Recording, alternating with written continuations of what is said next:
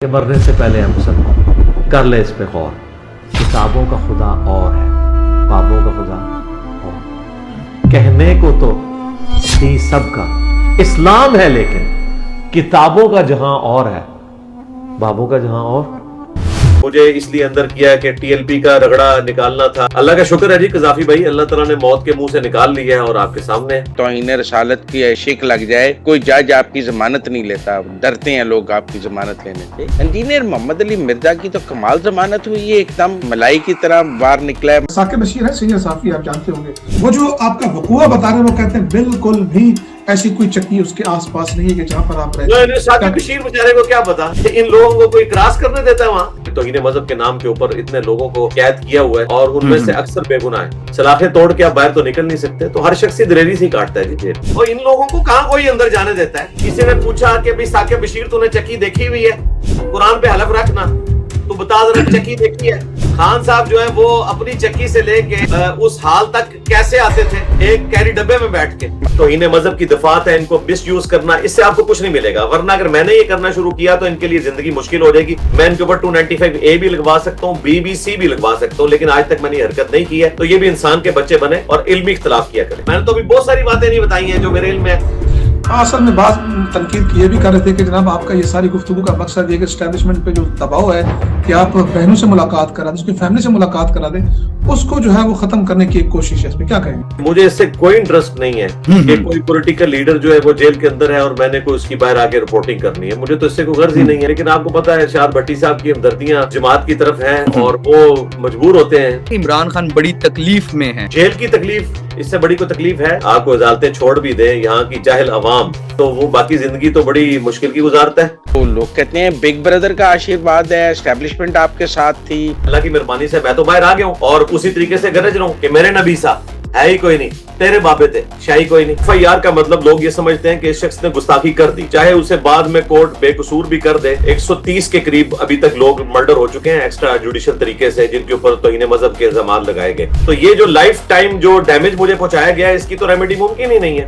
آپ کی گفتگو نے تو عیسائیت کے ساتھ ہمارا تنازع پیدا کیا. نہیں، میں تو کہوں گا ملاقات ہونی چاہیے. میں کہوں گا ملاقات نہ ہو. ان رشتہ داروں کا بھی کام ہے کہ جیل مینول کو توڑے نا. جیل مینول میں موجود ہے کہ سیاسی گفتگو آپ نے کوئی نہیں کرنی ہے. نہیں، سیاسی بندہ سیاسی بات نہیں کرے گا تو کیا کرے گا؟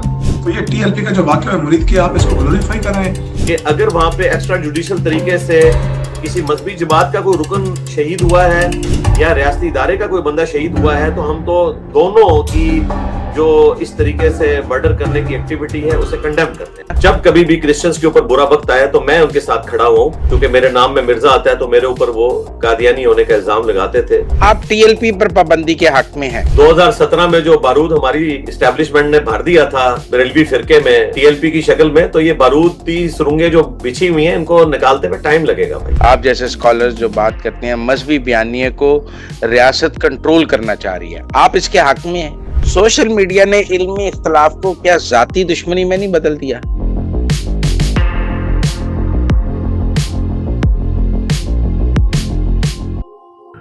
بسم اللہ الرحمن الرحیم. جیلم اکیڈمی کی طرف سے تمام بھائیوں کو السلام علیکم. جیسا کہ آپ جانتے ہیں کہ جب سے انجینئر محمد علی مرزا صاحب الحمدللہ جیل کی تنہائیوں سے باہر آئے ہیں، تو تب سے اب تک 3 سیشن ہو چکے ہیں. پہلا سیشن 21 دسمبر 2025، دوسرا 28 دسمبر 2025 اور تیسرا 4 جنوری 2026 کو. چونکہ سنڈے والے دن اکیڈمی کی مین پرائورٹی سنڈے پبلک سیشن اور عوام الناس سے انجینئر محمد علی مرزا صاحب کی 1 to 1 ملاقات ہوتی ہے، اسی میں ہی ہمارا سارا ٹائم گزر جاتا ہے. پھر بھی 1 یا 2 پوڈ کاسٹ لازماً ریکارڈ کر ہی لی جاتی ہیں، جو کہ ہم آپ کو جیلم اکیڈمی والے آفیشل چینل سے ہائی لائٹس کی شکل میں دکھا بھی دیتے ہیں. پوڈ کاسٹ کے حوالے سے کچھ اہم خبریں جو میں آپ سے اب شیئر کرنا ضروری سمجھ رہا تھا، وہ یہ ہے کہ سینکڑوں لوگ انجینئر صاحب سے پوڈ کاسٹ کے لیے رابطہ کرتے رہتے ہیں اور اب سنڈے کو اتنا ٹائم نکالنا مشکل ہوتا جا رہا ہے. اس لیے بہت سے لوگوں سے آن لائن پوڈ کاسٹ کا سلسلہ بھی شروع کیا جا چکا ہے، جن میں سر فہرست جو آپ سب نے دیکھی شاہ زیب خانزادہ صاحب کے ساتھ جیو کے پلیٹ فارم سے جو ویڈیو اپلوڈ ہوئی.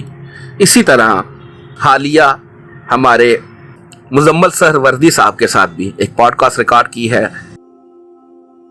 اسی طرح نیا دور چینل کے اینکر محمد قذافی بھائی کے ساتھ بھی, نادر بلوچ بھائی کے ساتھ بھی, اور آئندہ بھی آپ دیکھیں گے بہت سی پوڈ کاسٹ آپ کو آن لائن ہوتی نظر آئیں گی. اور یہ ساری پوڈ کاسٹ کی اپ ڈیٹ ہم آپ کو جہلم اکیڈمی کے آفیشیل چینل سے بھی بتا دیا کریں گے, اور انجینئر صاحب کے آفیشیل چینل سے بھی یہ ساری پوڈ کاسٹ کے ویڈیوز شیئر کروا دی جاتی ہیں. ہر پوڈ کاسٹ کی ایک اپنی اہمیت ہے, لہٰذا تمام سٹوڈنٹس لازمی تمام ویڈیوز دیکھا کریں. جزاک اللہ خیرا. ریلیجس فنڈامنٹلزم ہے وہ بڑھ رہا ہے یا کم ہو رہا ہے؟ اب کم ہو رہا ہے جی, اللہ کا شکر ہے. اور اسٹیٹ نے بھی اس ہولی وار کے اندر اب حصہ لینا شروع کیا ہے. پہلے تو اکیلا میں ہی لڑ رہا تھا, اللہ کا شکر ہے اب اسٹیٹ کو بھی یہ بات سمجھ آ گئی ہے, اور ہماری جو موجودہ قیادت ہے, خواہ وہ سویلین قیادت ہو یا ہماری ملٹری قیادت ہو, ان کو یہ چیز ریلائز ہو چکی ہے کہ ملک اس طریقے سے آگے نہیں بڑھ سکتا. اگرچہ اس میں کریڈٹ جو ہے وہ یورپین کو ہی دوں گا, امریکنز کو ہی دوں گا, چاہے وہ FATF کی شکل میں ہو, IMF کی شکل میں ہو, ہیومن رائٹس پہ جو لوگ کام کرنے والے ہیں ان کی شکل میں ہو. بہرحال شکر ہے کہ انہوں نے ہمارا قبلہ اس حوالے سے بھی درست کر دیا ہے, الحمدللہ. اچھا سر, ایک طرف تو جن کی آپ بات کریں گے ڈالروں کی, وہ ڈالر کما رہے ہیں بات کر کے یہ والی, وہ تو سر یہ بھی کہتے ہیں کہ عمران خان کو جج بلاتا ہے, وہ تو ایکسرسائز کر رہا ہوتا ہے, وہ کہتا ہے میں بعد میں آؤں گا. تو ایک جانب تو اس طرح کا وہ تاثر دیتی ہے پارٹی کے, وہ پتہ نہیں کتنے کو چل ہیں اندر, دوسری جانب آپ آ کے یہ بتا رہے ہوتے ہیں کہ وہ تکلیف میں. تو اس کا مطلب یہ ہے کہ یہ لوگ چاہتے ہیں کہ وہ وہیں پہ سکون کی زندگی گزارے, ان لوگوں سے دور. پھر تو یہ چاہ رہے ہوں گے نا. اب دونوں باتیں تو ان کی کنٹراڈکٹری ہے. اب مجھے بتائیں, اگر یہ سمجھ رہے ہیں وہ اندر خوش ہیں, تو پھر اس کا مطلب یہ ہے کہ یہ ان کو اندر رکھنا چاہتے ہیں. یہ تو ان سے پوچھیں کہ وہ خوش ہیں یا نہیں ہیں. ہاں جی, میں یہی کہنا چاہوں گا کہ ہمارے سینکڑوں کی تعداد میں بچے جو ہیں وہ اڈیالہ میں اور سینٹرل جیل لاہور کے اندر قید ہیں, اور چند ایک سے شاید کوتاہی کی وجہ سے کوئی اس طرح کی ایکٹیویٹی پرفارم ہوگی ہو جس میں ان کی انٹینشن گستاخی کی نہیں تھی, بلکہ وہ ینگ ایج کی وجہ سے ایک خاص, آپ کو پتہ ہے اس ایج میں لوگ جو ہیں وہ ڈیویٹ بھی ہو جاتے ہیں. تو توبہ کی شک شامل کی جائے اور ان بچوں کے ساتھ درگزر کا معاملہ کیا جائے, اور مستقبل میں کوشش کریں کہ ہم اپنے انٹرنیٹ کے اوپر آنے والی جو ویب سائٹس ہیں یا چینلز ہیں ان کو اس طریقے سے کنٹرول کریں کہ اس طرح کی چیزیں ہمارے بچوں تک نہ پہنچیں اور وہ اس قسم کی مصیبت سے نہ گزریں. تو میں آپ کے پلیٹ فارم سے یہ کہوں گا, اور دوسرا میں ریکویسٹ کروں گا اپنے صحافی بھائیوں سے کہ آپ کسی سیاسی جماعت کی محبت میں ایک مسلمان کے اوپر خام خواہ جھوٹے الزامات نہ لگائیں, اور پھر آپ اتنے وثوق کے ساتھ اتنے بڑے بڑے دعوے کرتے ہیں, 2 منٹ میں آپ کے دعوے کھل جائیں گے. آپ خام خواہ میرے حوالے سے مجھے کنٹروورشل بنا رہے ہیں, حالانکہ میں نے کوئی ایسی بات نہیں کی ہے جس میں نے کسی کی لائن لی ہو. میں نے الحمدللہ جو چیز آبزرو کی وہ بتا دی. میں سمجھتا ہوں کہ نون لیگ کے لوگ جو خان صاحب کو کہہ رہے ہیں کہ محل کی زندگی گزار رہے ہیں, وہ بھی بالکل غلط بیانی کر رہے ہیں.